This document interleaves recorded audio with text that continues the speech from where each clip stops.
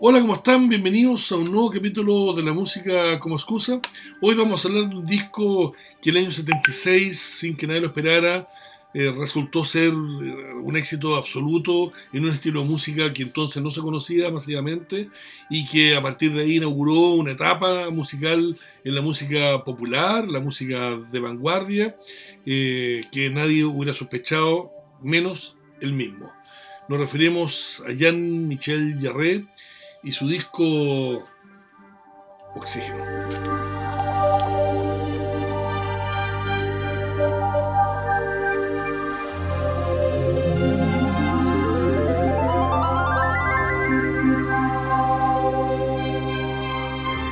Hola, bienvenidos a un nuevo capítulo de la música como excusa. Hoy vamos a hablar de este joven, bueno, ya no tan joven, pero joven cuando grabó este disco fantástico que es Oxígeno, Jean-Michel Jarre, que es un músico nacido el 24 de agosto de 1948, terminada la Segunda Guerra Mundial, de padre... de padre interesante porque su padre es un gran músico, Maurice Jarre, que tiene una serie de música inolvidable, que se fue tempranamente a trabajar a Estados Unidos y compuso mucho de las grandes bandas sonoras de Hollywood, y su madre, descendiente de judía, había participado en la resistencia, había estado en un campo de concentración y luego participó en la resistencia francesa contra los alemanes. Y el joven Jean-Michel, que se crió en Lyon, donde nació, en la ciudad de Lyon, y muy tempranamente empezó a mostrar intereses musicales, aunque fracasó en las clases de piano, y posteriormente su madre insistió en su joven hijo y lo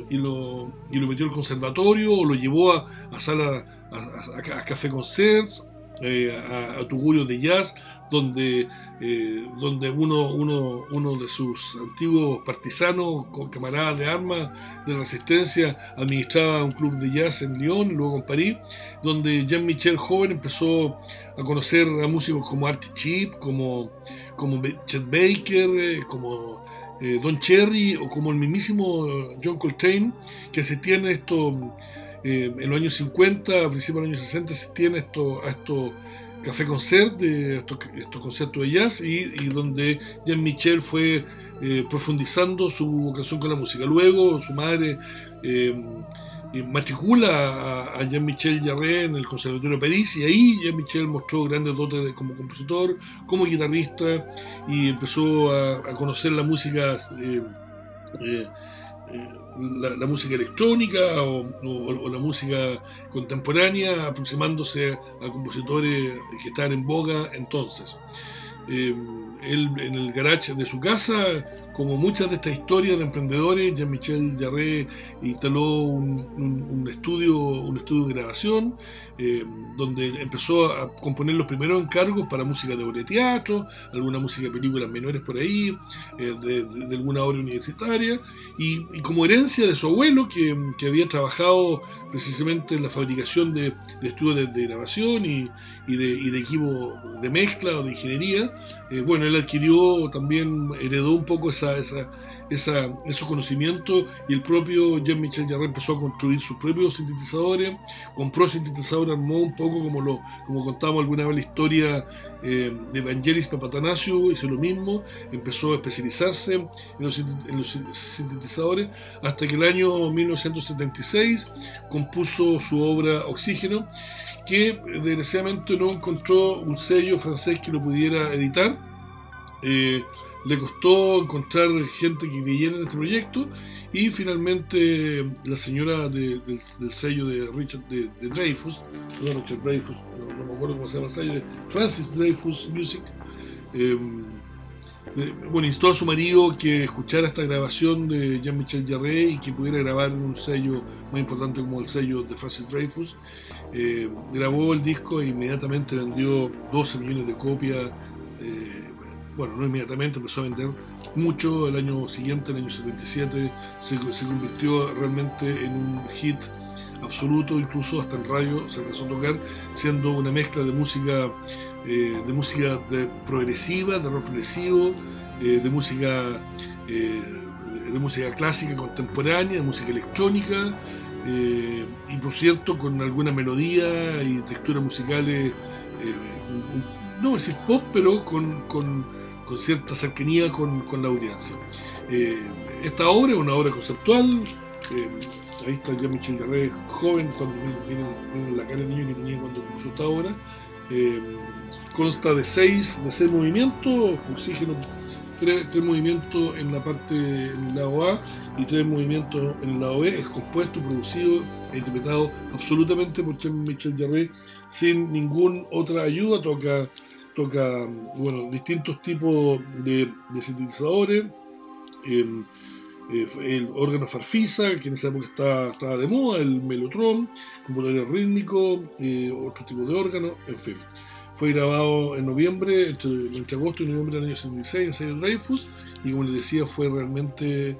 un disco importantísimo porque inaugura una carrera de Jean-Michel Jarre, que le permite 2 años después grabar su siguiente disco, Equinoccio, que tuvo un éxito similar, y luego Magnetic Fields,